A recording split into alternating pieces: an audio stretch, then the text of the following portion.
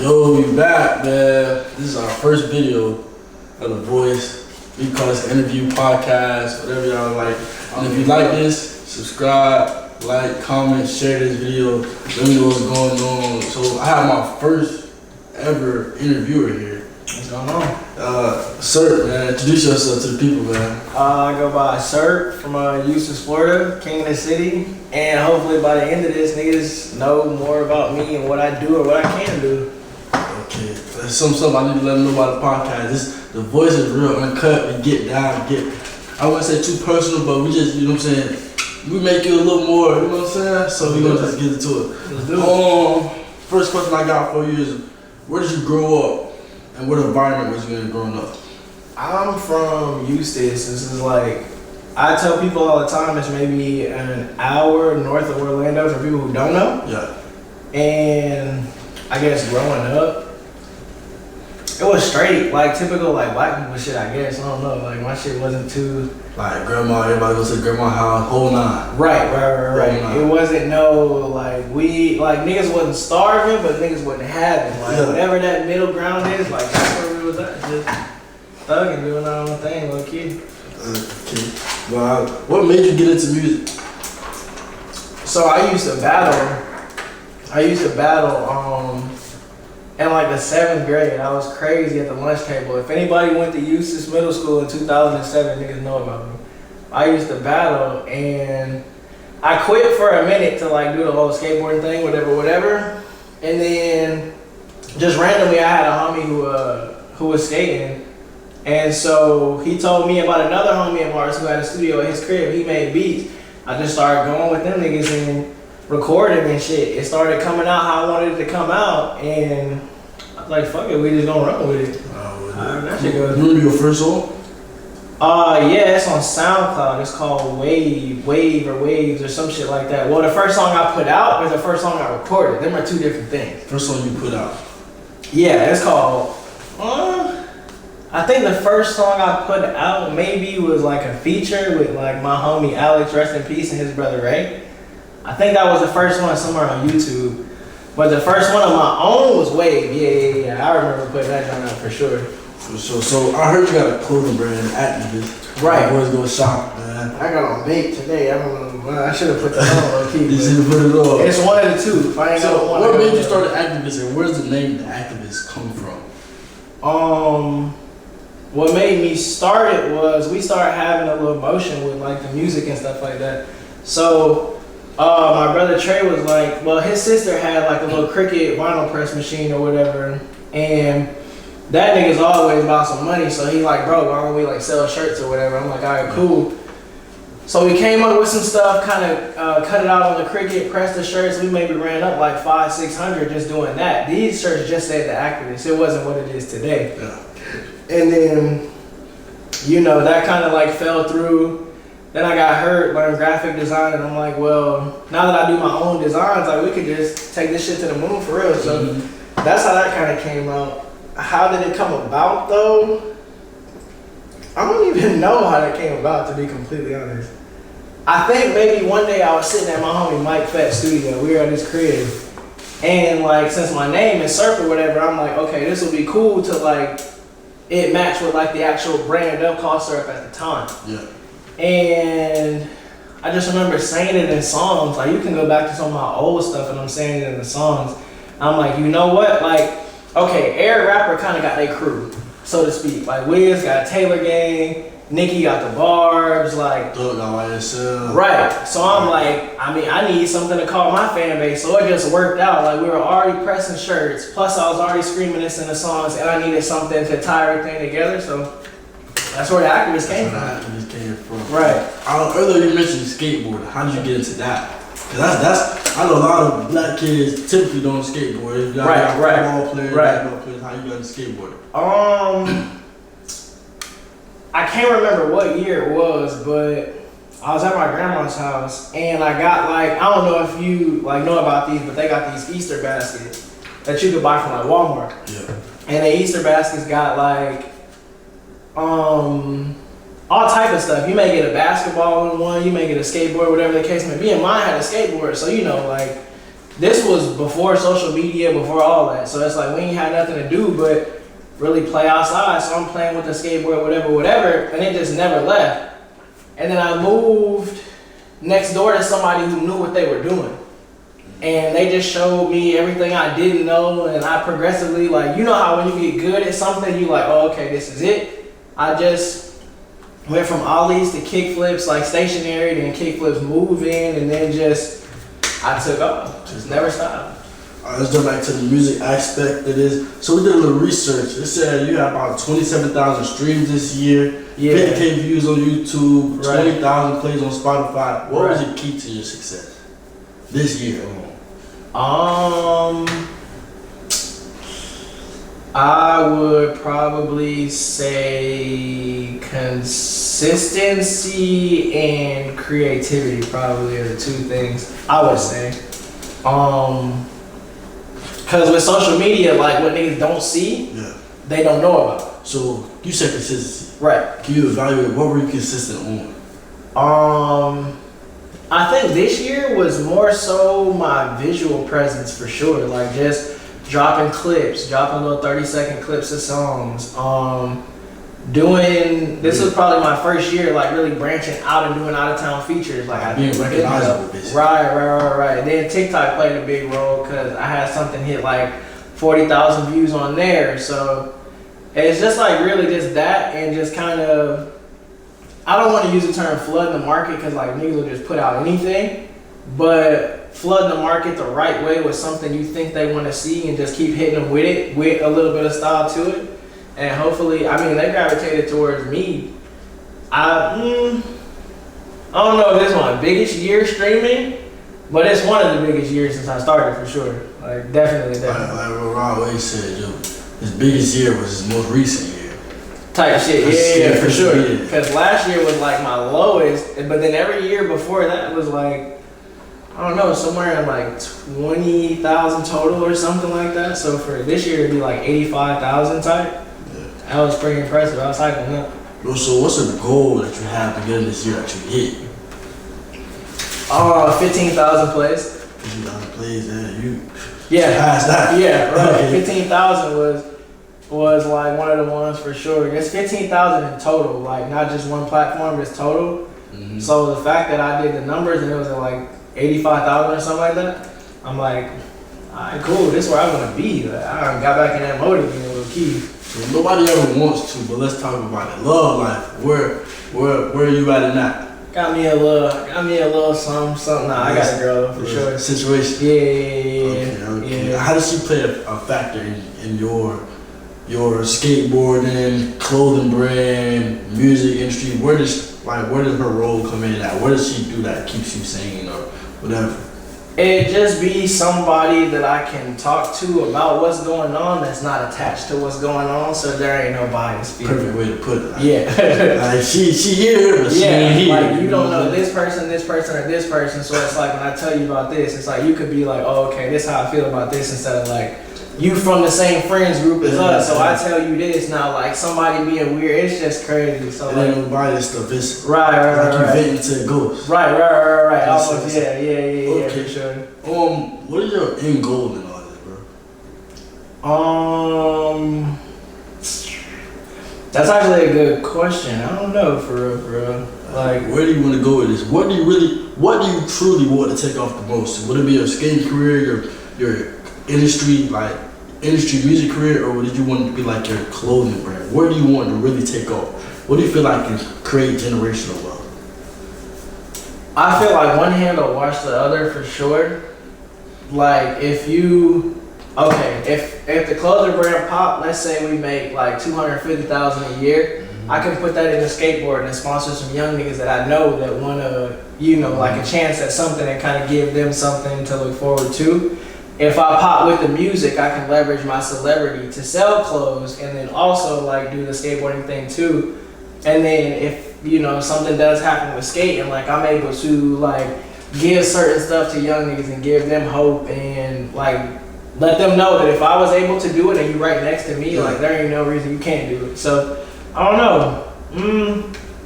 I'd probably say musically, I keep doing it until the day I check the charts, ain't nobody listen to me. Like there's 0 plays for the month. I'm like, all right, it's time to hang it up. But if I check every month and it's between 2,000 and 7,000, like, why would you stop? Why would you stop? Yeah, like it's a bunch of people. Because it's like the day you stop, next day could be the day you blow up. You know what I'm saying? And that I get that from skateboarding for real, because it's like when you're doing certain tricks, it's like, bro, you can quit because you're tired, but like the next one could be the one. So it's like you gotta ride 2 hours back home. Like, bro, what if I did that shit again and I got it?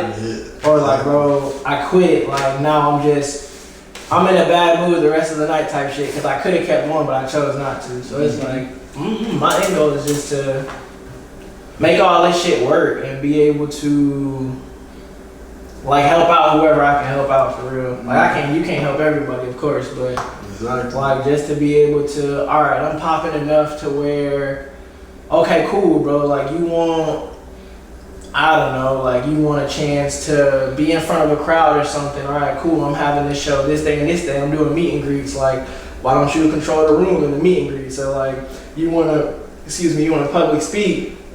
All right, come be the hype man, bro. I'll pay you. You like playing on cameras. Okay, come on tour for like 2 months. I'm gonna pay for everything plus pay you every week. Just like come film it, get you a little report, take pictures, videos, everything, just to build your portfolio. Like that's really my end goal with this shit for real. How you feel about college? You ever like thought about going to college or anything like that? Films, like for the right reasons, film school for sure. Cause I'm big into that, like just playing on cameras and stuff.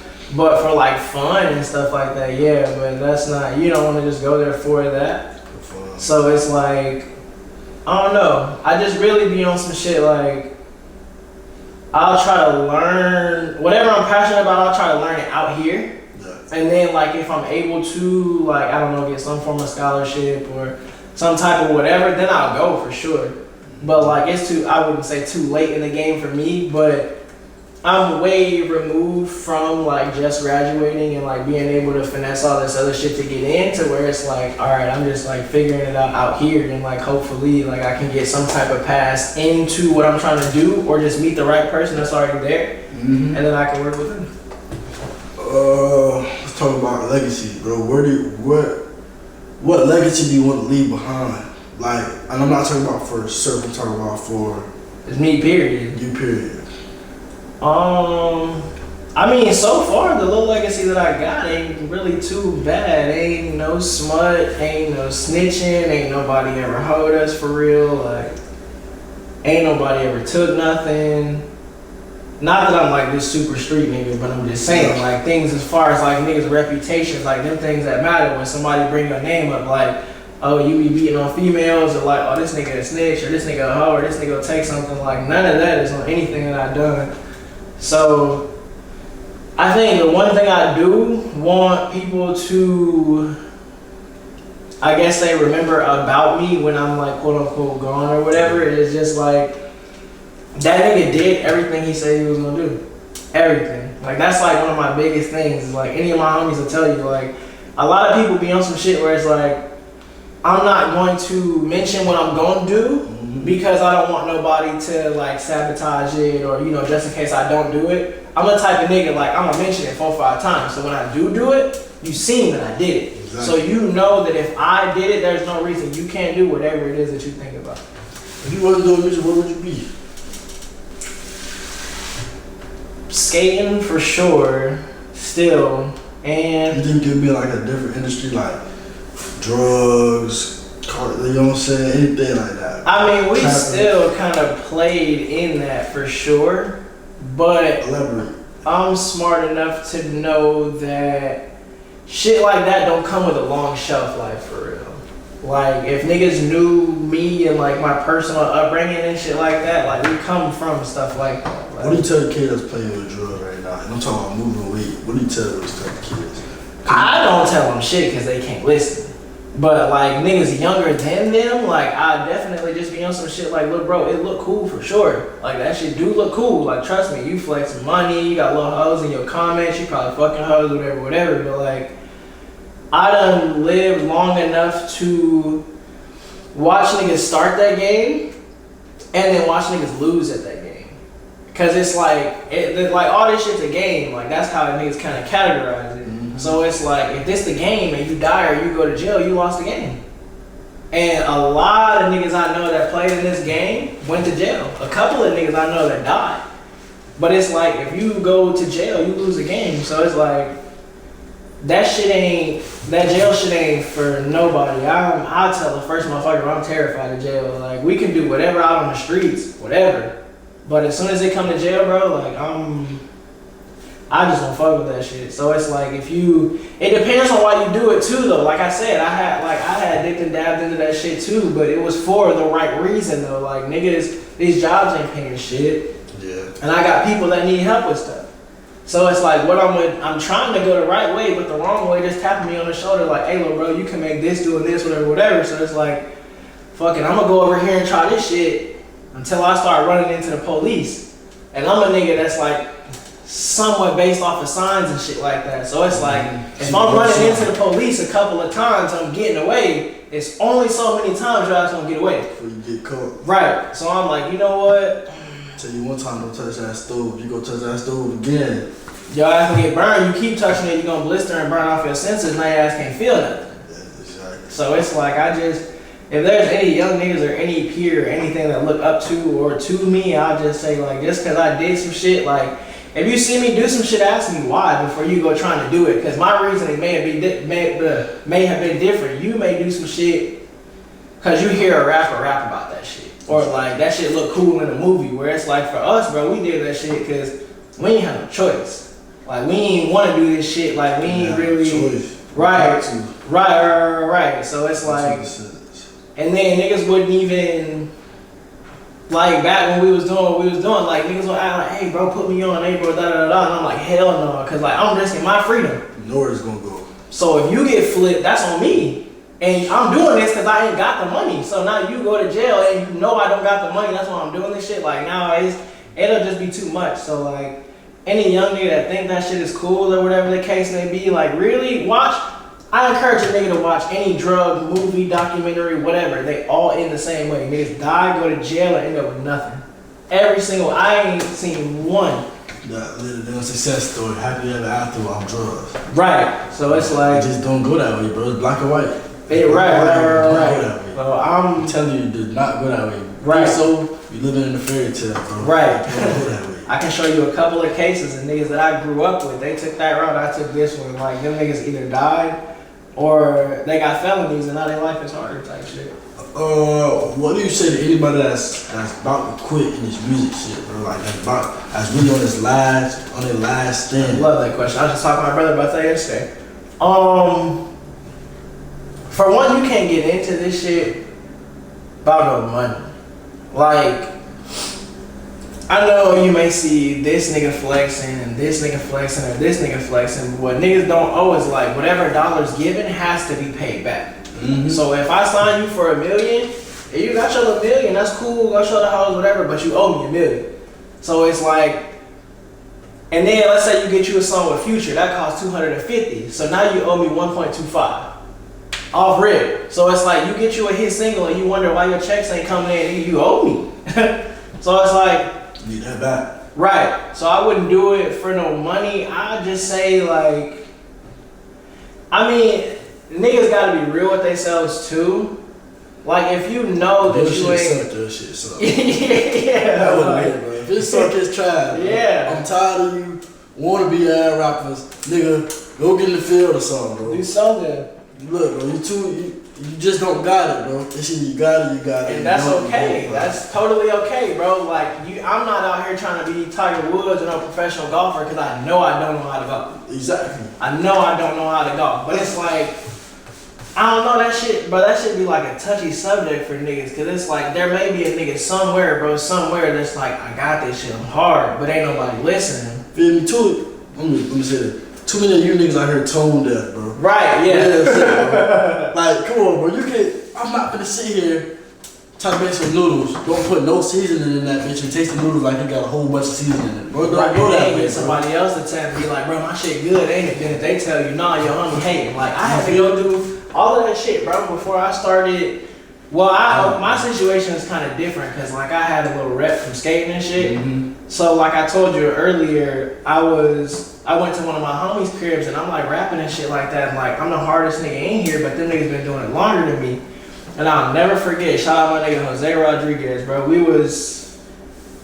were at Angelo's Italian restaurant in Tavares. I'm washing dishes at the time. I'm like, bro, I got a song, but I'm scared to drop that shit. And he was like, well, you ain't gonna know if niggas like it unless you drop it. I'm sitting there, I'm like, bitch ass nigga, you might be right.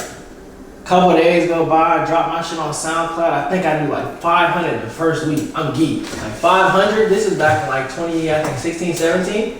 So I'm like 500. Nigga, I ain't never dropped a song before. Boom, went right back to the studio, drop another one. I think that shit do like 600, 700. Oh, okay, we on to something. I think the third one after that, do like a rap. Then I'm like, okay, like this where I need to be type shit, cause I can tell niggas listening to my shit. Like, but it was people I didn't know. It wasn't like my immediate circle. It was like people I didn't know and all type of other shit like that. And that's another thing niggas gotta like realize when they do this shit. If you trying to make music for your homies, like you already starting on wrong. Cause let's say I come scoop you up. You just got into it with your chick. I just made a party song. I'm like, huh, listen to this shit.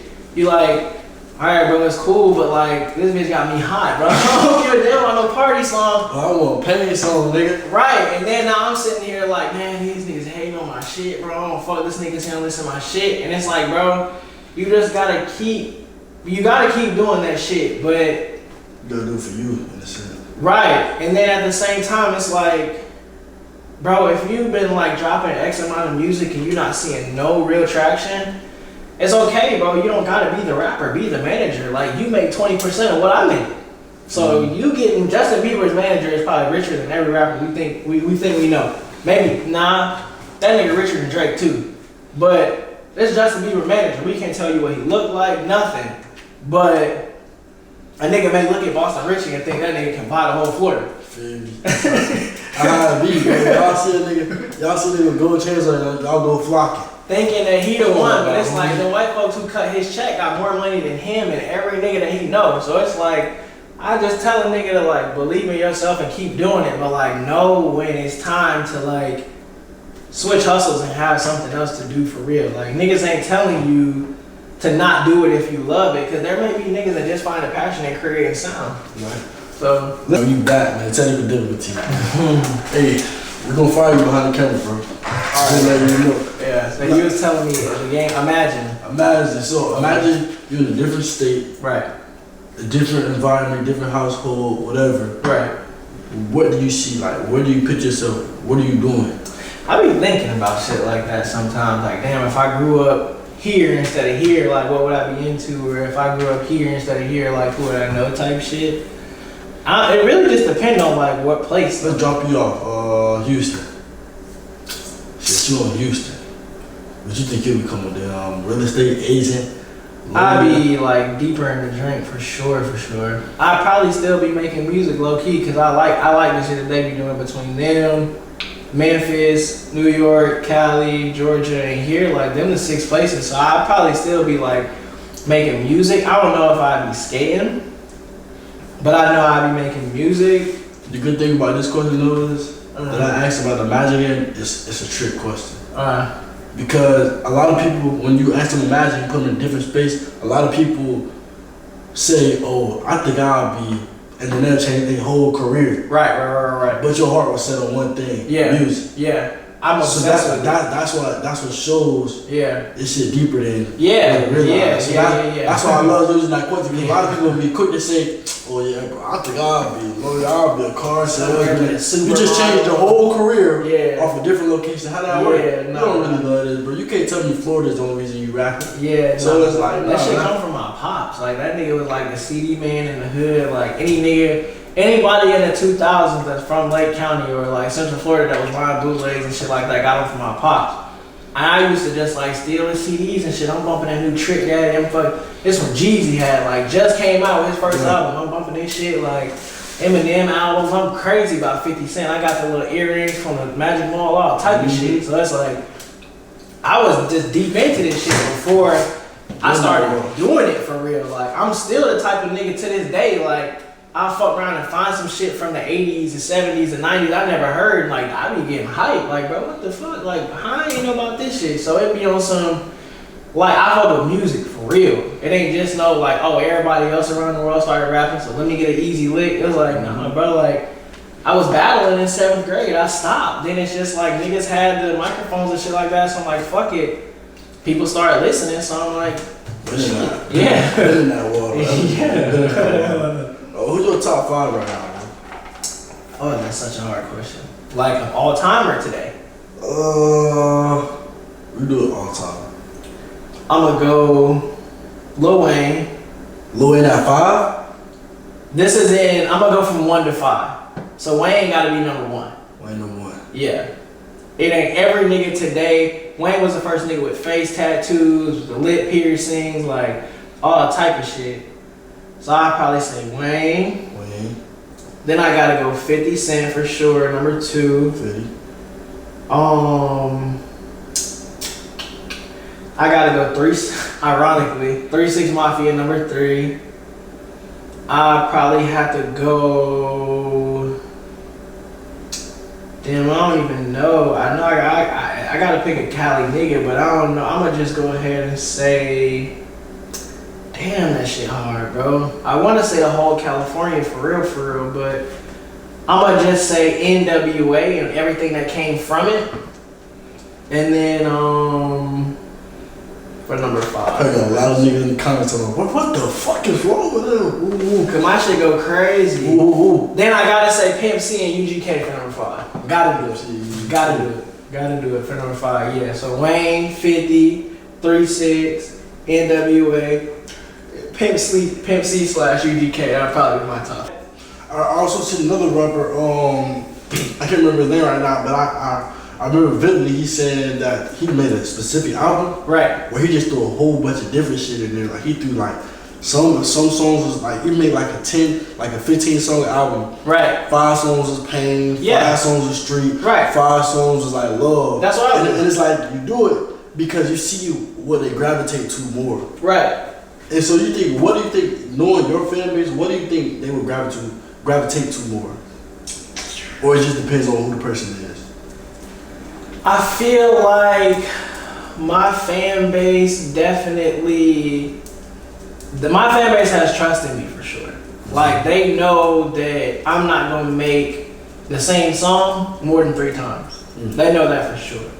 So I think that they just more so just want me to pop that shit for real. Like I can get on whatever other niggas get on, but I like smooth, cool player shit, throwback samples, like some crunk shit every now and then, like some party shit every now and again. Like I like that type of shit, but I'll also venture off and do some New York drill, or I may fuck around and make me a Juice WRLD style pain song or something just to say I got more shit in my bag. Mm-hmm. But I say they just look for me to just drop that shit for real. Mm-hmm. Like they ain't gotta worry. Like damn, bro, AJ made me Casa. Then AJ made me Casa part 2. Then part 3. You're like, you know, like he on his Memphis shit. He done made this, and this. Like if I drop a tape, you gonna have like different songs for sure. Mm-hmm.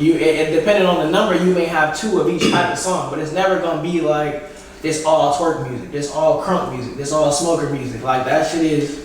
Okay, it's like by the 2nd or 3rd song, like I know there's gonna be some shit to smoke to, so we'll come back to it later. So it's like I'm thankful for my fan base. They got trust in me for sure. Well, I wanna know, and I know one of y'all wanna know.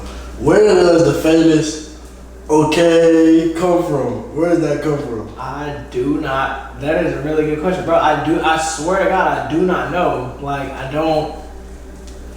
don't know where that shit came from. It literally be like, it's like the typical ad-lib story, low-key, where like niggas just be recording and just say some shit. Yeah, I feel like everybody got their famous ad-lib. Yeah, and that's another thing too, is I wasn't gonna be like, bro, there was some certain shit I had to come in this with. I needed a name for my fan base, and I needed an ad-lib. Like, everybody got their own signature. If you know it, you know they on the song. Like, right. Like, if Metro don't trust you, what Future gonna do? Yeah, you know that's a Metro. We to take Keith, fuck these niggas up, all type of shit. You like, feel me? All of that. So I really don't know what inspired me to say it. And I can't even remember the first song I said it. I'm just like, I remember saying it, and it worked. And then it just like kept working to the point where it's like my signature. Like I remember I posted a video of my nigga Jay, And I was on the hook, he was on the verse. And like I started the verse by saying, okay. And the nigga heard that little part and DM me like, oh, that shit y'all did gonna be fire. I'm like, yo, that was the homies. But I heard that okay at the end, so I know you on that bitch too. Yeah. I was like, yeah, I am on that bitch. That's crazy that you know that. You got a shirt that said okay on that bitch? We used to have some merch way back in the day that had a skateboard that said okay on it, but like the graphic designer wasn't no skater, so one of the trucks was backwards. I may low-key flip that shit and bring that back now that I know what I'm doing. I need you to freak one of them shirts and have like a dude on one side and somebody else on the other side, and it's like some thought bubbles. And then the dude saying something to him, and the only response he got in that bitch is, okay. Oh yeah, that's easy. We can get that one for sure. We can definitely get that one for sure. Yeah, I don't remember where that came from though, bro. I swear I don't. Like it just happened one day, and I just kept going with it. And then you know, like certain shit you do, like once niggas get accustomed, you can't stop doing it. So it's like, shit, I ain't got no other one. Like, you got any artists you listen, like you look up to? I wouldn't use or the term model your rapping off. Yeah, I wouldn't use the term look up to, because like these niggas can be weirdos behind the scenes, low key. But I would say like niggas that influence me for sure. I'd probably say like niggas like Too Short, or you know, gotta say 36 Mafia once again, Pimp C, UGK, Jeezy, 50, fucking The Game from the West, NWA from the West, like the whole culture from over there, low key. Then you go to Houston and like you give me a Cali nigga vibe. Just all that type of shit, like really just it just be the culture for real, more so than just like rappers and shit like that. But it be like some of the rappers too, cause I just like how they be kicking shit. Is that something you want to move to? Nah. You want to stay in Florida? I know it's a bad thing to say, but I'm like more comfortable here, low key. Like I know what our hoods look like. I know what they don't look like. I know where to kick it at. I know like what to and what not to wear, and like all type of shit like that. I go somewhere else, I gotta learn a whole 20-something years of like how they get down type shit. So it's like I visit, but it's like here, like I know we can move any fucking where we want to move. Like okay, don't go here, don't go here. Like I know what our hood niggas look like. I don't know what like another city hood niggas may. These niggas may just look. You know, they got this, and this. Like, to us, y'all niggas look like the cool nigga that had the hoes. To them, like, these are niggas that's the shooters. Gangsters. So I would definitely stay here for sure, and just somewhere that's like ducked off, a lot of property. Wouldn't move like nowhere to the beach, because we got hurricanes and shit. That's, hey, I wouldn't do that. I don't remember who said this, bro, but this is the reason I love being from Florida. I don't have to go nowhere, bro. Type shit, bro. Everything is here. I don't even have to beef with a nigga from up north. Yeah, right. Nigga, you gotta come down here, bro. Everybody has to come to Miami or Orlando. You feel me? Like, I don't gotta be with you. Nigga, you wanna ride a jet ski, come to Florida. Nigga. Yeah. You got me, you feel me? What, who said this, All bro? the hoes come to Miami. You feel me? I think, hey, shout out to Rod Wave, bro. I think Rod Wave said this, bro. From motherfucking Tallahassee to Miami, they will be on your ass if you try some shit. Bro. Yeah. Niggas don't be out of bounds for real. So like, I love to stay in Florida. You can't beef with a nigga from down south, bro. You gotta come down here. Your mama gonna want to take a vacation. Yeah. Somebody gonna want to. Right. We don't never gotta go up there. Nigga don't want to go in the cold. Right. We don't need snow over there. So it's the winter time right now. I got a motherfucking shirt. You feel me? I got this on, but this is because this is how I came, bro. Yeah. This ain't. Swear to God, it's nice outside. It's nice outside for sure. Yeah, I don't gotta beef with none of you up north niggas at all. Right. Like, bro, you gotta ride a jet ski some. They can't even carry guns up north. We keep it in a brick. You wanna get on the cruise, you gotta come down here to go right, shit. Yeah. Get on the port, nigga. Like, bro, we don't gotta beef with you, Miami, right. So that's another thing. This is one of my last questions for you. Okay. When it comes down to your love life and you being an artist, how does your girl feel about you performing, girls taking pictures with you, touching on chains, whatever, grabbing you? How does your girl feel about that? I mean, it gets to a point where it's like, for one, you gotta trust the fact that I can separate, like, this is this, and like, it's also not this. So it's like, you got no business.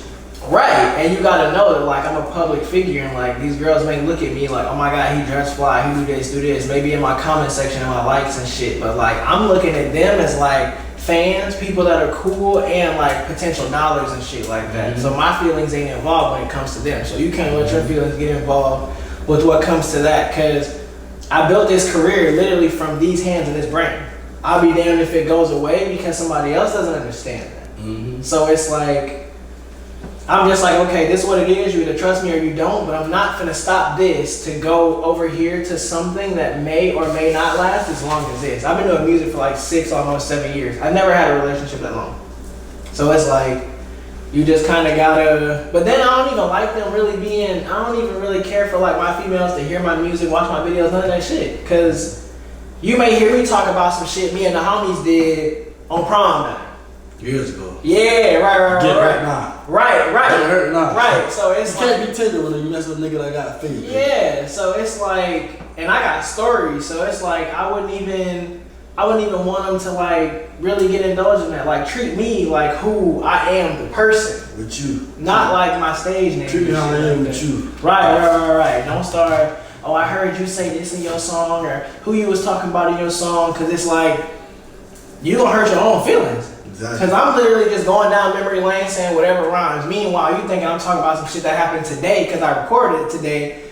Like, bro, these some shit I've been thinking about for like a week straight. Are you talking to go through phones? I have before. Yeah. But it just be on some shit like, bro, females is too swift. They can either delete some shit or like they're like, you just may never catch a bitch, bro. So it's like, I don't know, man. it's 50-50. Like, if I feel like I may do it on some like wellness check shit maybe one time. But if I gotta keep going through your phone, bitch, I don't need to be with you. Cause like I'm driving myself crazy trying to figure out what you're doing. And it's like, nah, like I don't know. It ain't one of them like, oh, I don't wanna like, you know, I wanna make sure that I eat and all type of weird shit like that. Like, nah, it just be on some shit like, bro, these hoes gonna do whatever they wanna do, period. Like whether you find some shit in the phone, whether you don't. So it's like, I don't really do that shit for real. Like if you've been around enough females and you understand body language and characteristics and like you can tell when the bitch ain't even really feeling you no more type shit. She may not get mad at this no more, or like, you know what, bro, I don't care, do what you want to do type shit. That's how you would know, as opposed to like checking the phone, hoping some shit in there. Cause like, you gotta know, man. You can delete shit. Like that's what they'll say to us. Like when our females check our phone or some shit like that, ain't nothing in here. See, I told you, your ass probably deleted it. It's like, goddamn, I can't win for losing.